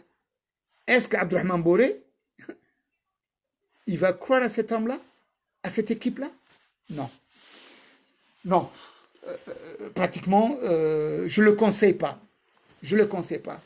Sur plusieurs points, c'est impossible qu'Ismaël Merguele passe les 2020 et qu'il puisse même penser à vouloir aller en 2021, tant sur le plan médical, sur le plan politique, social, économique, régional, il est zéro, il est KO. En plus de ça, il a fait un deuxième coup et il a trahi ses propres frères et sœurs Issa. Il les a piégés au niveau de l'Éthiopie. Aujourd'hui, il ferme les robinets, il ferme toute ressource, tout contact ou autre. Mais est-ce que vous pensez que les Issa sont comme les Afars? Non. Les Issa, ce n'est pas les Afars. Ismaël, il sait que ses jours sont comptés. Et celui ou celle qui va vraiment lui demander l'ardoise salée, c'est un Issa. Et je vous ai dit, écoutez-moi bien, 90% de l'armée djiboutienne, police, gendarmerie ou autre, ils viennent de City. Ils viennent de l'Éthiopie ou de la Somaliland. Et ces gens-là, à qui il a promis, à qui ils les ont amenés au casse-pipe, je vous ai dit, s'il veut faire la guerre contre les Afars de l'Éthiopie, ou s'il veut créer une déstabilisation de l'Éthiopie, au bas mot, il lui faut 40 000 bonhommes, de la tête aux pieds armés, avec une couverture qui peut aller au minimum 2-3 années, pour pouvoir déstabiliser l'Éthiopie. Et pour faire face, si on peut dire, à l'armée fédérale, à les déstabiliser. Non, il ne peut pas. Et il ne pourra pas. Parce qu'à la première occasion qu'il va dépasser la ligne rouge une énième fois, jusqu'à présent, l'Éthiopie a été mais vraiment assez cool. Elle a laissé faire d'une manière ou autre pour continuer à ce qu'il puisse plonger dans le trou. Et elle a réussi à l'encercler. Il est dans le trou. Maintenant, est-ce qu'il va s'enfoncer? Non. Est-ce qu'il va aider City? Non. Il ne va pas aider City. Est-ce que City va rester les bras croisés? Je ne pense pas. Je ne pense pas parce que les Afars, les Issa ne sont pas comme les Issa. Les Somaliens, non. Les Afars, c'est des gens qui, plus ou moins, laissent un petit peu le temps traîner, quitte à un moment donné à éclater. Non.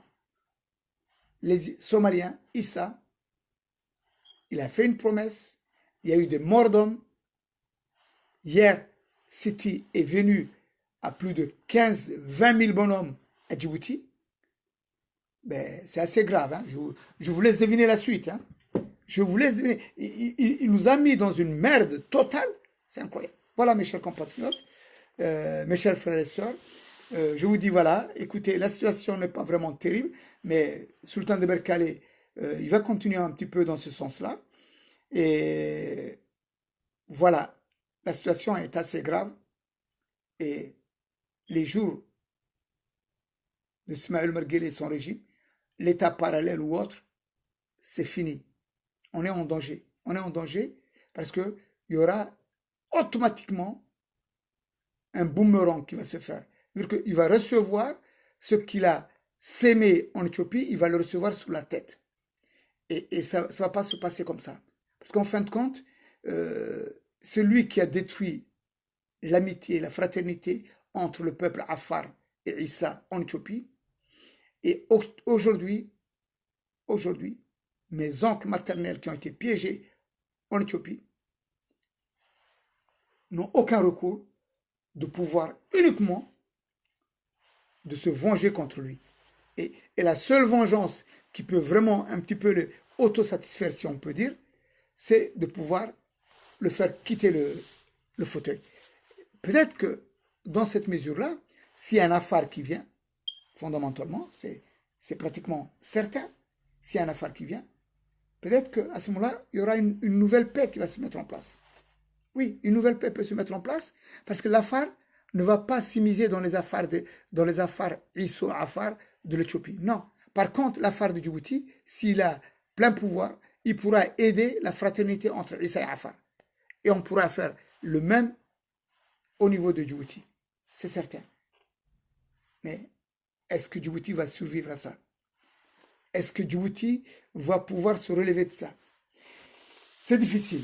Mais Inch'Allah, je vous dis Inch'Allah, mais on va prier, Inch'Allah, et on va croiser, si on peut dire, les doigts pour que les choses ne dérapent pas. Mais là maintenant, dans les jours à suivre, ces mois avant la fin de l'année, la situation, elle sera vraiment catastrophique. La réalité, elle est là. Il s'est engagé, et il a donné des promesses, il a financé des coups d'État, le même scénario qu'il a fait contre Siad Barré. Le même scénario. Avec Siad Barré, ça a marché. En finançant les Haouillés, en mettant les Haouillés dans tous les sens, en finançant le SNM, voilà, et en coupant le nord et le sud. C'est pour ça que la Somalie a été détruite et une partie venait de Djibouti. La déstabilisation de la Somalie, pratiquement, si on peut dire la moitié, elle a été financée par Hassan Goulet Ismaël Merguele. Voilà. Puisqu'en fin de compte, à l'intérieur du système, si on peut dire, de Siad Barré, il y avait des hommes à lui. Notamment, vous le savez très bien, le fameux Farah Faras, Farah Ouaïs Doulé, le colonel en chef, je ne sais pas s'il est vivant ou s'il est mort, mais qui vivait ces derniers temps du côté de Dridawa et Haramaya. Et Farah Ouaïs Doulé étaient pratiquement les hommes forts, si on peut dire, les 10 hommes forts proches de Siad Barré, qu'on appelait le Ka'an, le comité qui était autour de Siad Barré, c'était lui. Et comme vous le savez, Farah Ouaïs Doulé était, vers la fin de Siad Barré, c'était si on peut dire, le procureur ou le gouverneur de la région de la Somaliland. Toute la région somalilandaise était sous l'autorité du gouverneur en place. Et c'était qui? C'était Farah Faras, qui était le propre ami intime de Hassan Goulet et d'Ismaël Merguele. Voilà. Et c'est lui, en fin de compte, qui a détruit le système militaire et politique de la région de la Somaliland et de Mogadiscio. Le même scénario, il essaie de faire avec l'Éthiopie, quitte à éventuellement déstabiliser les Oromos, Abiy, Tiréens, Amara et ainsi de suite. Est-ce qu'il va réussir? Non. Ben, écoute, les Tiréens, les Amaras, les Oromos ne sont pas les Somaliens. Et la déstabilisation de l'Éthiopie ne lui sera pas vraiment une bonne chose pour lui. Parce que lui-même, Djibouti sera rayé de la carte. Si l'Éthiopie est déstabilisée, s'il y a une guerre civile qui est mise en place par Djibouti ou autre et ses alliés ou autres, ben, Djibouti ne va pas rester long feu. Ça, c'est certain. Ok? C'est certain. Voilà le scénario qui est mis en place, que les analyses que j'ai faites sur Ismaël Merguele et tout, c'est pratiquement, si on peut dire, à 99%, c'est pratiquement sûr et certain.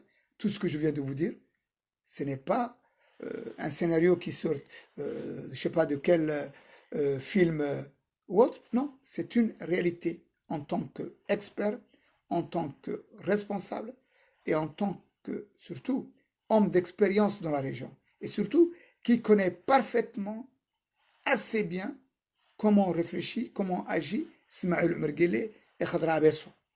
Le système tel qu'il est. Je le connais, je le sais, je l'ai étudié de l'intérieur, j'ai été à Djibouti, j'ai vu comment il fonctionnait.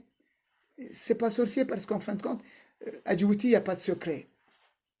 Il n'y a pas de secret à Djibouti. Si ce soir, à Djibouti, il y a un monsieur qui pète dans sa chambre, fermé, le lendemain, toute la ville est au courant. C'est comme ça. Et celui qui a un peu d'intelligence, celui ou celle qui a réfléchi à tout ce qui se passe à son environnement, il peut comprendre facilement, il peut en déduire pratiquement qui fait quoi, comment il agit et comment il fait. Parce que on se connaît tous. Voilà ce que je voulais vous dire, mes chers compatriotes, mes chers frères et sœurs. Bon, avant de terminer, je voulais juste envoyer un message à une dame qui, dernièrement, m'a fait une petite vidéo qui m'a beaucoup amusé, qui m'a beaucoup fait rire. C'est cette femme-là, elle s'appelle Ismahan Walash ou Zeynep la Rouge ou autre. Elle est mariée à un Français, Jean-Pierre. Cette compatriote, ben, si je peux l'appeler, puisque elle n'est pas vraiment d'origine djiboutienne, mais bon, ok. Je ne vais pas dire de quelle famille elle est, puisque c'est une famille que je respecte beaucoup. Cette dame, elle vit à Lyon. Elle vit avec sa famille, avec son deuxième mariage. un premier mariage qui a mal tourné à Djibouti. Elle a eu 2 enfants. C'est la belle-sœur d'un ami à moi à Djibouti, un Afar, qui est directeur aux affaires maritimes, dont son épouse est la sœur de cette dame, qui m'a traité de tous les noms, de tous les, de tous les noms. Bon, ça m'a fait amuser, mais en plus de ça, avec tout ce qu'elle racontait, ça se voyait qu'elle ne savait pas qui je suis. Bon. Et par contre, ce qui est un petit peu triste, et qui montre un petit peu, si on peut dire, la personnalité de cette personne, elle parlait de Plage Clichy, elle parlait de Pigalle, elle parlait de proxénète, elle parlait de beaucoup de choses qui font pratiquement toutes les soirées mondaines de Paris, de la France.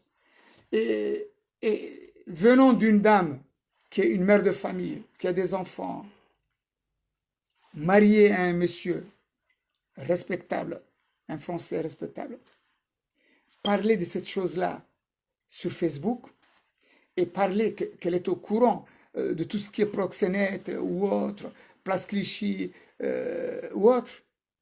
Mais comment elle a appris ça? Qui lui a appris ça? D'où est-ce qu'elle a appris ça? C'est incroyable. Mais, je ne pense pas qu'il y a beaucoup de Djiboutiens ou de Djiboutiennes qui connaissent Pigalle ou Place de Clichy ou autre. Nous, les anciens, nous le savons parce qu'on a vécu à Paris. Nous sommes des Parigots, nous sommes des anciens de Paris. C'est vrai, effectivement. J'ai vécu à Paris.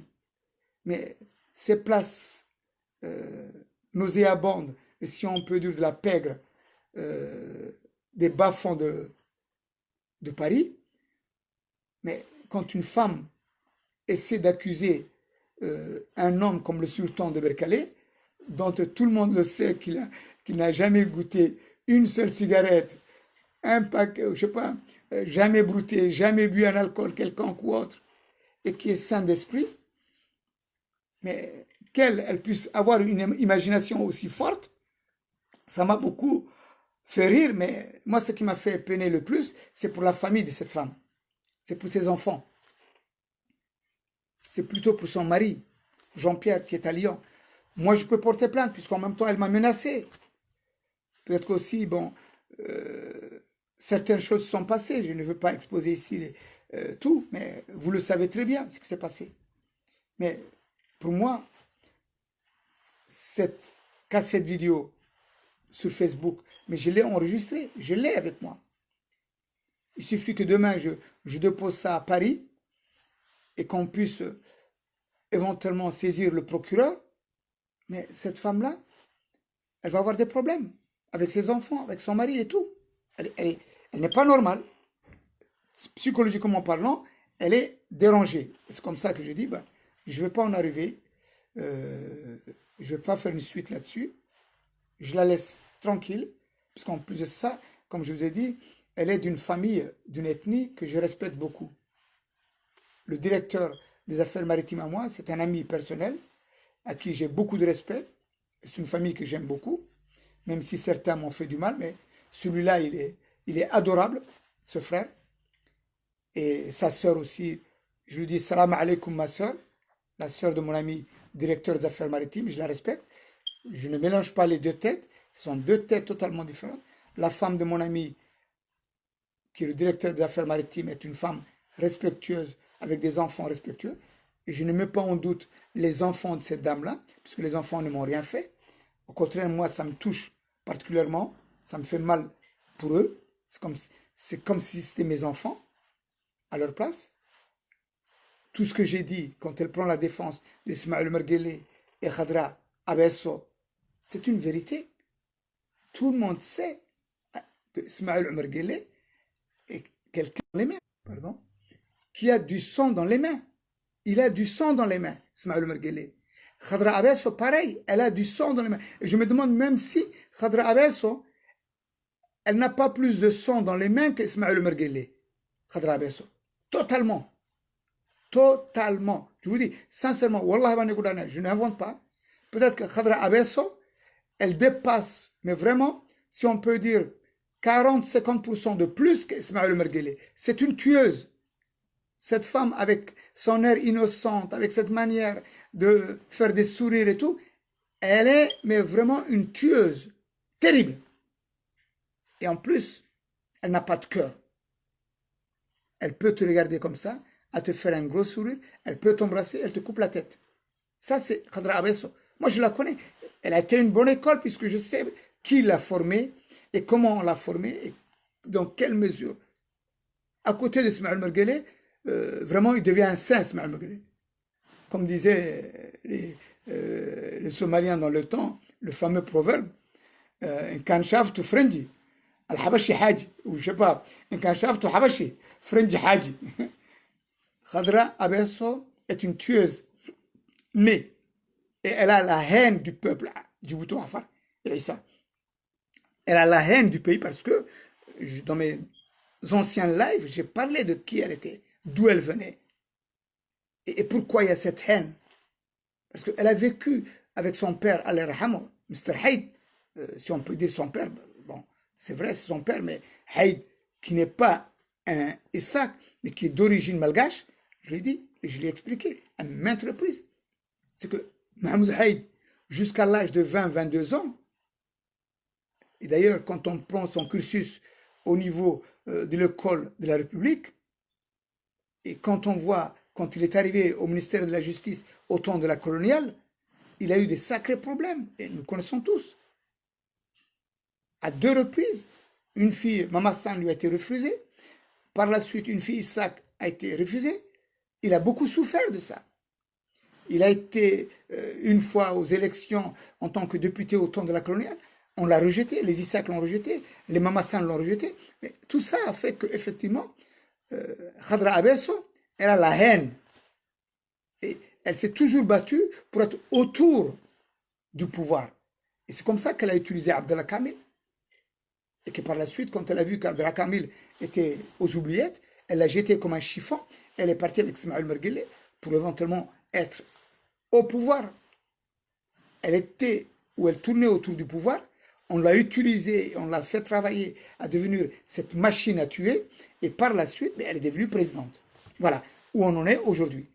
Cette femme-là, aujourd'hui présidente, c'est une tueuse née, préparée et mise en place, que tout le monde est au courant, par les services qu'il utilise jusqu'à présent.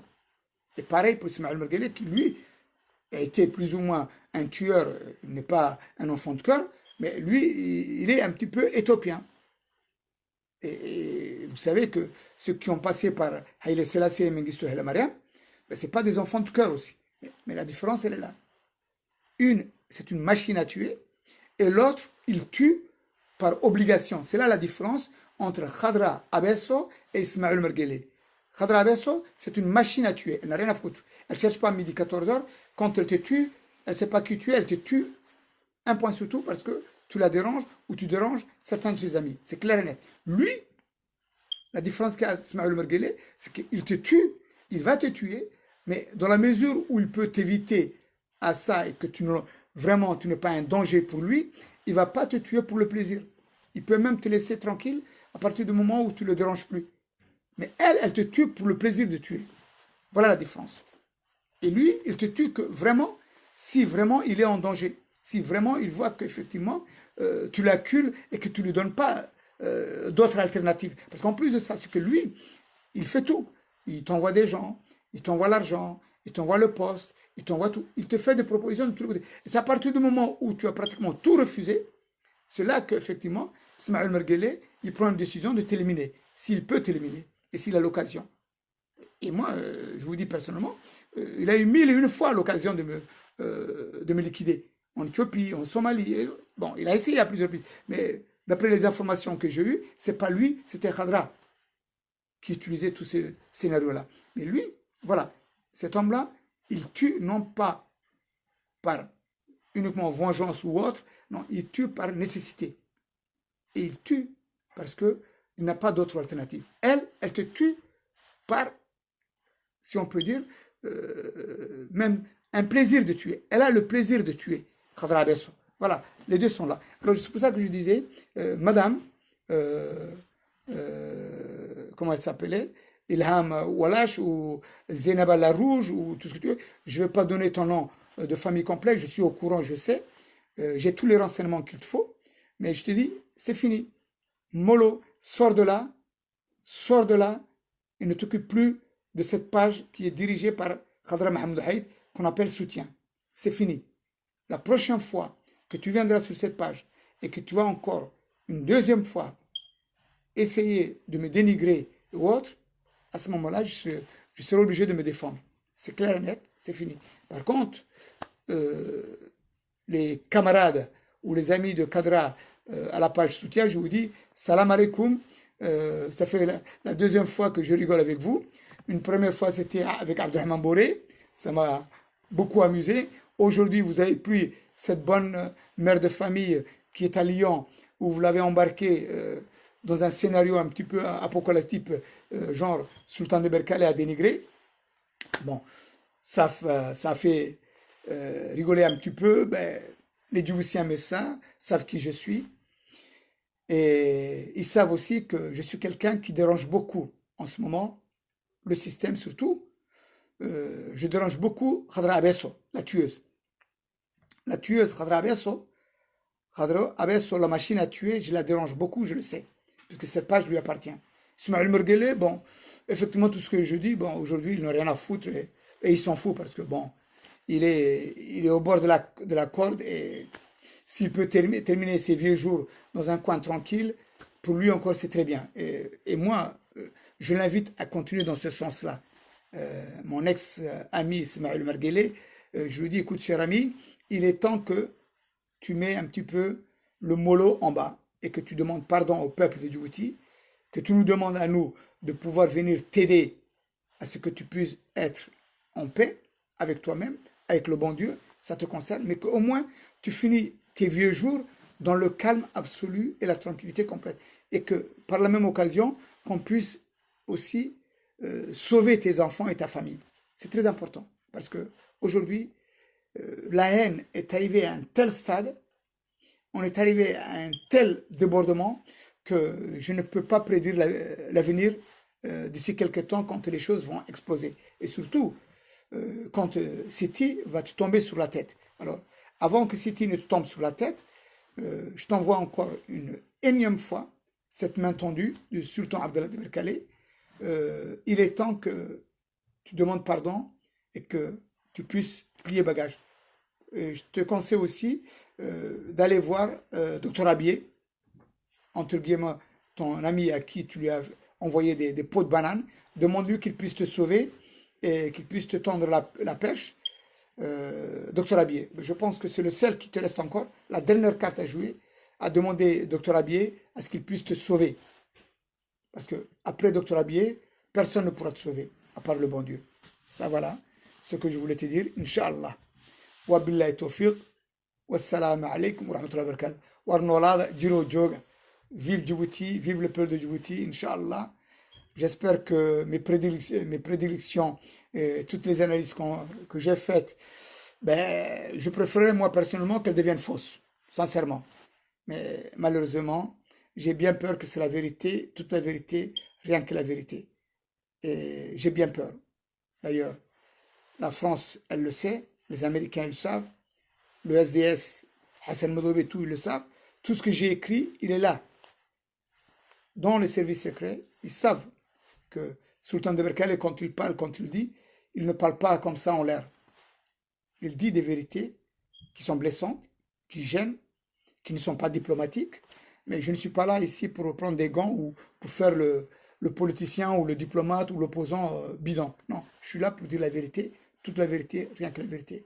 Que ça blesse, que ça fasse mal ou autre, ça ne tue pas, mais au moins ça peut aider pour le futur à ce qu'il y a vraiment une paix pour ce peuple qu'on a tant renié, qu'on a tant abandonné depuis toutes ces années-là. Et ça suffit, il est temps de sauver le peuple de Djibouti. Inch'Allah. Wassalamu alaikum. Mes chers compatriotes, ceux qui sont présents ici, je vous dis merci pour votre écoute. Merci infiniment, parce que ces messages peuvent véhiculer une chance de paix à Djibouti, ça je suis certain. Et je vous demande aussi de partager au maximum, de partager sur ma page, pour que peut-être qu'on puisse, par ce geste, sauver le peuple de Djibouti. Inch'Allah. Wabillahi tawfiq, wassalamu alaikum wa rahmatullahi wa barakatuh. À votre santé. Un thé au gingembre, pour vraiment garder la forme et être en bonne santé, avec vos doigts. السلام عليكم.